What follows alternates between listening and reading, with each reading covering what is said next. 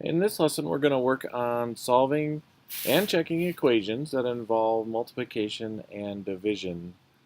So we're going to start off with the equation y over 4. Remember, the fraction bar means division, so this is y divided by 4 equals 28. Always start solving your equations by rewriting the original equation. So y divided by 4 is equal to 28. Again, our first step is to locate the variable. Here's our variable. And then what operation is happening to the variable? In this case, we are dividing by 4. So we have to ask ourselves, what is the inverse of dividing by 4? Well, the inverse of dividing by 4 is multiplying by 4. And whatever we do to the left-hand side, we have to do to the right-hand side. All right, so now we can do our computation. We're multiplying fractions here, so we need to write our whole number 4 as a fraction, which we do as writing 4 over 1. Now look to simplify any numerators and denominators, and nicely these 4's simplify to 1 and 1. So really all we have left on the left-hand side is 1y divided by 1. Well, 1 times y is y, divided by 1 is y. So all we have left on the left-hand side is y. Now we need to do 28 times 4. Now you might be able to do that mentally, but I would recommend going ahead and showing some work for this one. So 8 times 4 is 32. Regroup the 3. 4 times 2 is 8, plus 3 more is 11. So at this point, I think that the solution to this equation is y equals 112.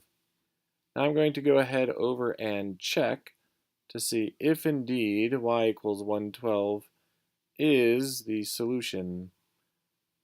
Alright, so again, even with the checks, we are going to rewrite the original equation, which was y over 4 is equal to 28. Now we think the answer is y is equal to 112, so we substitute in 112 for y. Is that divided by 4 equal to 28? So we're testing it, so we have this question mark.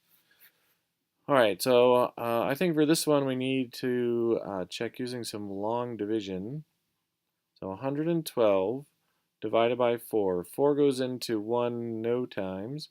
4 goes into 11 2 times. 2 times 4 is 8.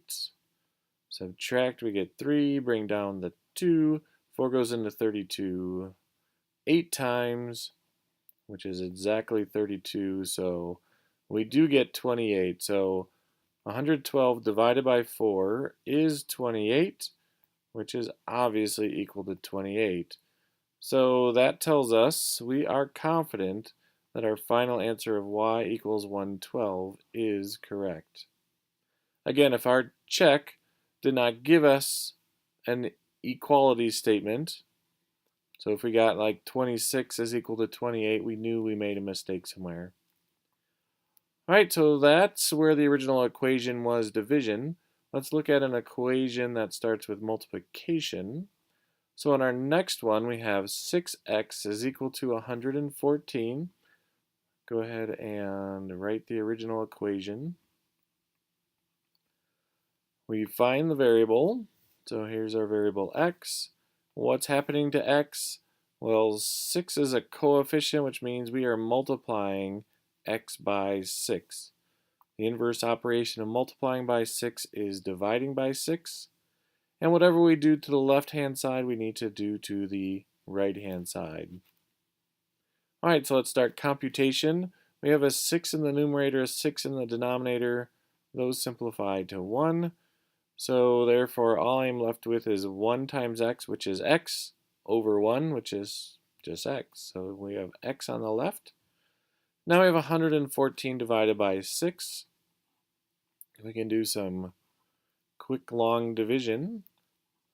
And 6 goes into 11 one time.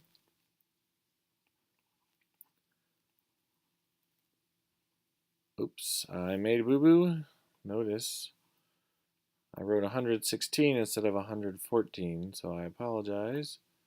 Well, that's better. 6 goes into 1 no time. 6 goes into 11 once. And then bring down the 4. 6 goes into 54 9 times. And no remainder. So I believe the answer is x equals 19.